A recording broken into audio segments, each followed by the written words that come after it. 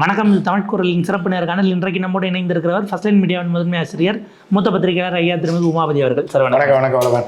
H ராஜா அவர்கள் இந்த மகாவிஷ்ணு விஷயத்தையும் அவர் டைரக்டாக மென்ஷன் பண்ணாமல் சொல்கிறாரு, மாணவர்களிடம் இந்த மாதிரி டெய்லி நீதி போதனையை பள்ளிகளில் கொண்டு வரணும், அதை கட்டாயப்படுத்தணும், அப்போ தான் மாணவர்கள் அடுத்த கட்டத்துக்கு அடுத்த தலைமுறை தயாராகும். இதை தமிழ்நாடு அரசு நான் சொல்கிறேன், இதை யாராவது தடுக்க பார்த்தா நாங்கள் சும்மா இருக்க மாட்டோம்லாம் பேசியிருக்காப்புல. மூதேவி நீதி போதனை பண்ணன்றது யாருமே அப்படி தடுக்கலை.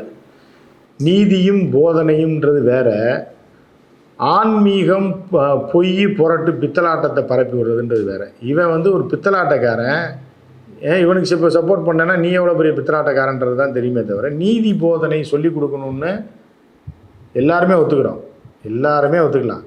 நீதின்றது வேற. நீதி ஆன்மீகம் கிடையாது. நீதி வரலாற்றில் இருக்கக்கூடியது, எழுத்துலேருந்து எடுக்கக்கூடியது, இருப்பதை எடுத்து சொல்லிக் கொடுப்பதே தவிர, உனைய மாதிரி இவர் இங்கே வந்தார், திடீர்னு தோன்றினார், போன ஜென்மத்தில் வந்தார்னா எங்கே நிரூபி பார்ப்போம், நீ போன ஜென்மத்தில் என்னவா இருந்த, ஏதாவது டாக்குமெண்ட் காட்டு. இல்லை, போன ஜென்மத்தில் பண்ண பாவத்துக்கு இப்போ இல்லை உங்கள் அப்பா என்னவாரா இருந்தாரா, போன ஜென்மத்தில் நீ என்னவாடா பிறந்தேன்னு ஒருத்தனை கேளுங்களேன், சொல்கிறவன போன ஜென்மத்தை பற்றி சொல்கிறவன. போன ஜென்மத்தில் பண்ணதுனால இப்போ நான் ஒரு கொலை பண்ணுறேன்னா இப்போ ஏன் நீ தண்டனை கொடுக்குறாங்கிற கேள்வி வரும். இதுதான் சனாதனத்தை இவங்களை பூராத்தையும் அடித்து துரத்தணுன்றது. இவங்க இப்படி தான் வருவாங்க, வந்துட்டு கடைசியில் சிதையில் தூக்கி புருஷன் சேர்த்தவொடனே பொண்டாட்டி தூக்கி போடுற குரூப் இவங்க இதெல்லாம் வந்ததுன்னா இவங்களுக்கு சந்தோஷம். அந்த பிள்ளைங்க கண்ணீர் விட்டு அழுதுச்சுன்னா இதைத்தான் போதிக்கணும். நீ சொல்கிற நீதி போதனை கிடையாது, அது வேற போதனை. நீக்கு பதிலாக கூவை போட்டுக்கின்ற மாதிரி தான் அந்த போதனை தான் நீங்கள் சொல்கிறது, ஹெச் ராஜா சொல்கிறது. நீதி போதனைன்றது வேறு. சரியா உங்களுக்கு? நீதி போதனை சொல்கிறது நீதி கதைகளை சொல்கிறது தர்மம் நியாயம், ஏன்னா நாணயமாக வாழ்கிறது எப்படி, மண்ணுக்கான அறம் இருக்கும். ஆமாம், தமிழர்களுடைய மரபு கலாச்சாரம் இதை சொல்லி கொடுக்குறது வேறு. இல்லை இந்தியர்களோட கலாச்சாரம் இதை சொல்லி கொடுக்குறது வேறு. நீ சொல்கிற போன ஜென்மத்தில் நீ பாவம் செஞ்சேன்னா இந்த இடமே கருப்பாக பிறப்ப, கண் உனக்கு வராமல் போயிடும், காது கேட்காமல் போயிடும், நீ சொல்கிறது இருக்குல்ல, நீதி போதனை கிடையாது. அதான் நான் முதல்ல சொன்ன மாதிரி ஒரு எழுத்தை மட்டும் மாற்றி போடணும். இல்லை, இப்போ அந்த இடத்துல தான் நம்ம கவனிக்கணும். அந்த ஆசிரியர் ஒருத்தர் பேசினது அப்படிங்கிறது தான் அவர் இன்றைக்கி போய் அமைச்சரெல்லாம் கௌரவிச்சிருக்காங்கனாலும் அந்த குரல் அப்படிங்கிறது தான் தமிழ்நாட்டினுடைய குரல் அப்படிங்கிற மாதிரி. நிச்சயமாக தமிழனோட குரல் அதுதான். நான் அதுதான் என்னோடய வீடியோவில் நான் போடும்போது அவரை கையெடுத்து வணங்கி ஒரு வீடியோ போட்டிருக்கேன். என்னென்னா, இதுதான் தமிழ்நாடு, இதுதான் தமிழன், அவன் எங்கேருந்து வருவான்னே தெரியாது, அந்த குரல் எங்கேருந்து எழுன்னே தெரியாது. ஒரே குரல் உலகத்தையே ஆட்டி படைத்து விடும். எந்த தீய சக்திகளாக இருந்தாலும் ஒரே நொடியில் அதைகளை அங்கேருந்து அப்புறப்படுத்தி தூக்கி எரிஞ்சு கொண்டு போய் எங்கிட்ட வீசிடும் அப்படின்றது அரசியல் ரீதியாகவும் இதை செய்திருக்கிறது. இந்த 40 தொகுதியில் போன சட்டத்தேர்தலில் இந்த மாதிரி எத்தனை புற்றீசல் போன்ற திருடர்களும் மொள்ளமாரிகளும் முடிச்சவிக்கைகளும் பொய்யை பரப்புபவர்களும் தமிழை அழிப்பதற்கும் தமிழனை அழிப்பதற்கும் தமிழர்களை ஏமாற்றுவதற்கும் தமிழருடைய சொத்துக்களை பறிப்பதற்கும் வளங்களை சுரண்டுவதற்கும் தமிழ் கலாச்சாரத்தை நாசப்படுத்துவதற்கும் எத்தனை பேர் கிளம்பி வந்தாலும் அவர்கள் முறியடித்து ஓட விடப்படுவார்கள் என்பது தான் வரலாறு. என்ன ஹெச் ராஜாவோட வார்த்தை, அந்த அந்த டோன், அந்த வார்த்தை அப்படியே மகாவிஷ்ணுகிட்ட வந்தது.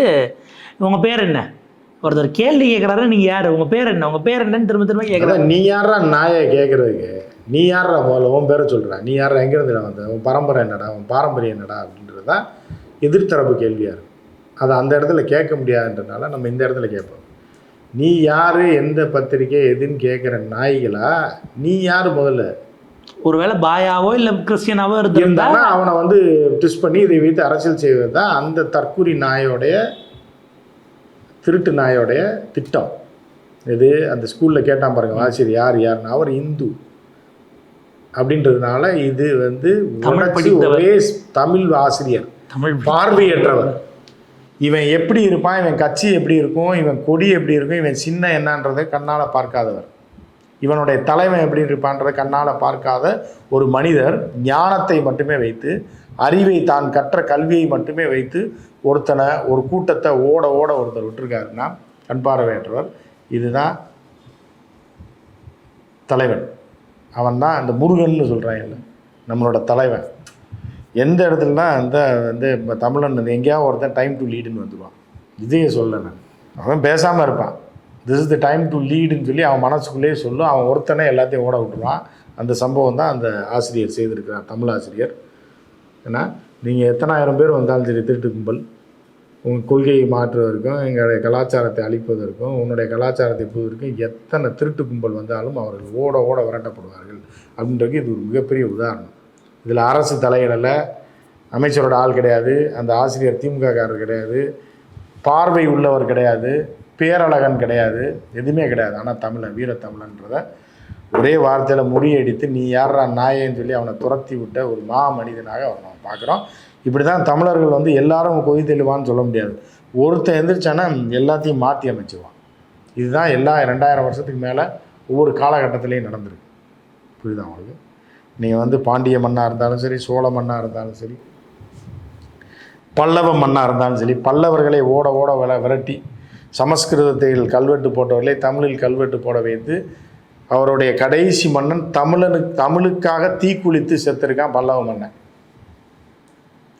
அவன் மொழியை பரப்ப வந்தவனை, அவனுடைய வழியை பரப்ப வந்தவனை தமிழ் வழியை பின்பற்ற வைத்து தமிழை படிக்க வைத்து தமிழுக்காக தீக்குளித்து சாக வைத்த ஒரு இனம்தான் தமிழினம், ஒரு மொழி தான் தமிழ் மொழி அப்படின்றத இவங்க எத்தனை காலம் செருப்படி வாங்கினாலும் புரிந்து கொள்ள மாட்டார்கள். அவ்வப்போது இந்த செருப்படிகளை கொடுத்து கொண்டே இருப்பார்கள். இவர்கள் செருப்படி வாங்கி கொண்டே இருப்பார்கள். அது இன்னும் பல நூற்றாண்டுகள் ஆனாலும் சரி, தமிழ் மண்ணில் அவர்கள் நினைத்ததை சாதித்து விட முடியாதுன்றதுக்கு இந்த ஆசிரியர் ஒரு மிகப்பெரிய உதாரணம்.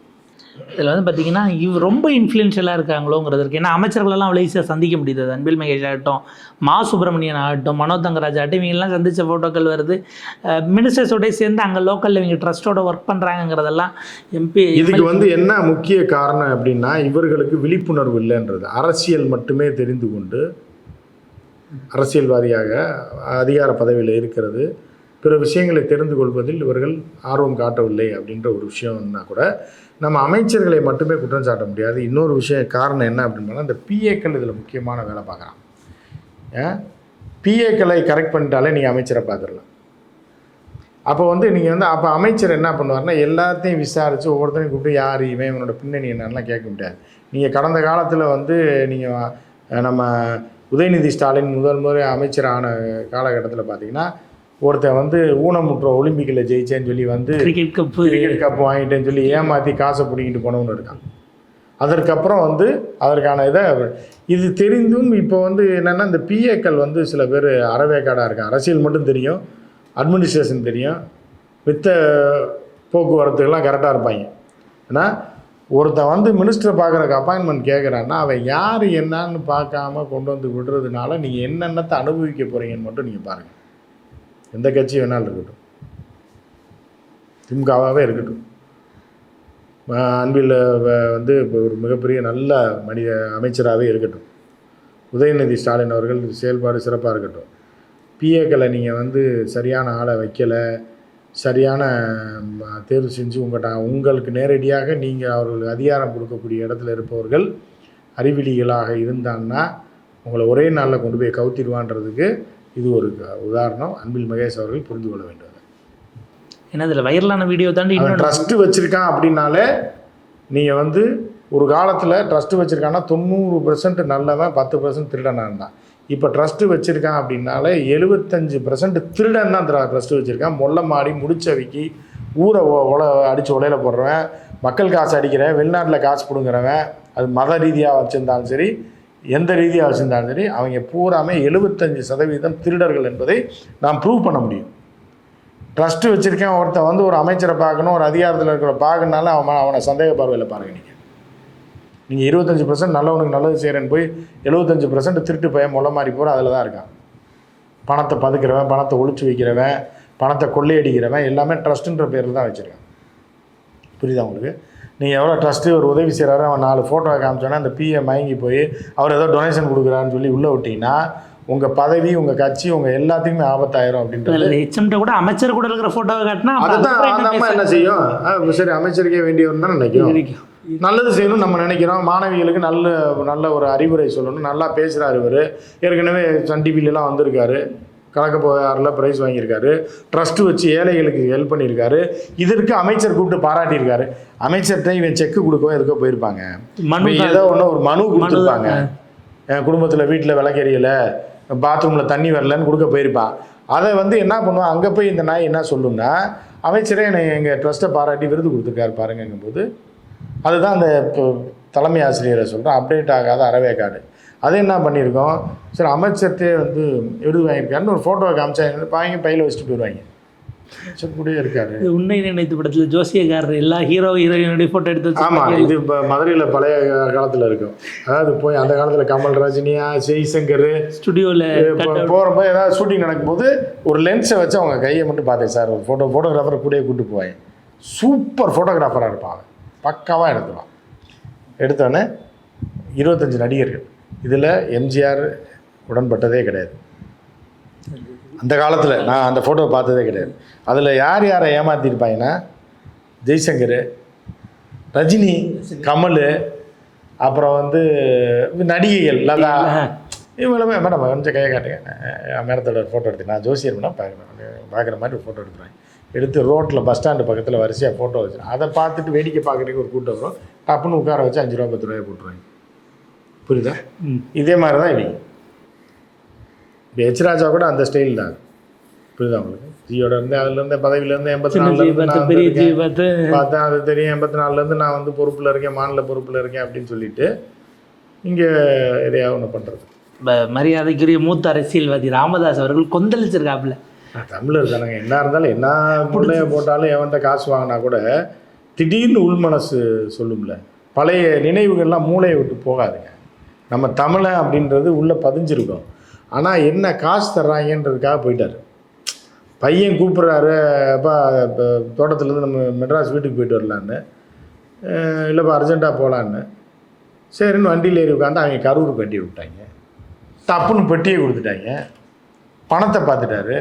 வேணாம் நான் சொல்ல முடியும், வாங்கிட்டார். அதுக்காக தமிழன் இல்லைன்னு ஆயிருமா? பிடிச்சி கைது பண்ணி உள்ளே போடணுங்கிற லெவல். ஆமாம், அவரும் வந்து அவர் எந்த கூட்டணியில் இருக்காரு, யார்கிட்ட காசு வாங்கினாருனாலும் உள்ளுக்குள்ளே அவர் தமிழன் தானேங்க. அந்த உணர்வு இருக்கும்ல அவருக்கு. அந்த உணர்வு இப்போ வந்து உள்ளம் பேசியிருக்கு. அங்கே வந்து உதடுகள் பேச்சு, இது மோடியோட போய் உதடுகள் பேச்சு. இப்போ வந்து உள்ளம் துடிச்சிருக்கு, இதயம் துடிச்சிருக்கு. அந்த மாதிரியான இருக்குது. ஸோ அவருடைய இதயம் ஒரு மாதிரி செயல்படும், உதடுகள் ஒரு மாதிரி செயல்படும், கை ஒரு மாதிரி செயல்படும், மூளை ஒரு மாதிரி செயல்படும். கை வந்து எதை கொடுத்தாலும் வாங்கிக்கிறோம், ஆனால் எதை பேசினாலும் அந்த இதயம் ஏற்றுக்கிறாரு. தமிழன்ற அந்த இதயம் வந்து கொந்தளிப்பு டப்புன்னு வந்துடும். அதுக்கப்புறம் மகன் ஃபோன் பண்ணி தான், நீங்கள் பாட்டுக்கு எதாவது பேசாதீங்க, அந்த பிஜேபிக்காரன் நம்ம காசை வேறு வாங்கியிருக்கோன்னா இருக்கட்டும்டா. அதுக்காக தமிழை பற்றியும் இதை பற்றியும் ஆன்மீகத்தை பற்றியும் இதை பற்றியும் வந்து கிளாஸில் பாடம் மூட நம்பிக்கை வேணாம், நம்ம 2 பேருக்கு பிரிவாயிரும், நான் வீட்டை விட்டு போயிடுவேன். அப்புறம் சரின்னு சொல்லி அப்படியா 2 நாள் ஆஃப் ஆயிடுவார் அவர். இருந்தாலும் அந்த உணர்வை அவர் வெளிப்படுத்திருக்காரு. கண்டிப்பாக சார், பல விஷயங்களை பகிர்ந்துக்கிட்டீங்க. ஏமாறுறாங்க இருக்கிற வரைக்கும் ஏமாத்துறவங்க இருந்துக்கிட்டு தான் இருப்பாங்க அப்படிங்கிற மாதிரி இருக்குது. இவங்களுக்கெல்லாம் மார்க்கெட்டு என்றைக்கும் ஓயாமல் போயிட்டுருக்கு அப்படிங்கிறதையும் நம்ம கவனிக்க வேண்டியிருக்கு. உங்கள் நேரத்துக்கும் கருத்துக்களுக்கும் ரொம்ப நன்றி சார்.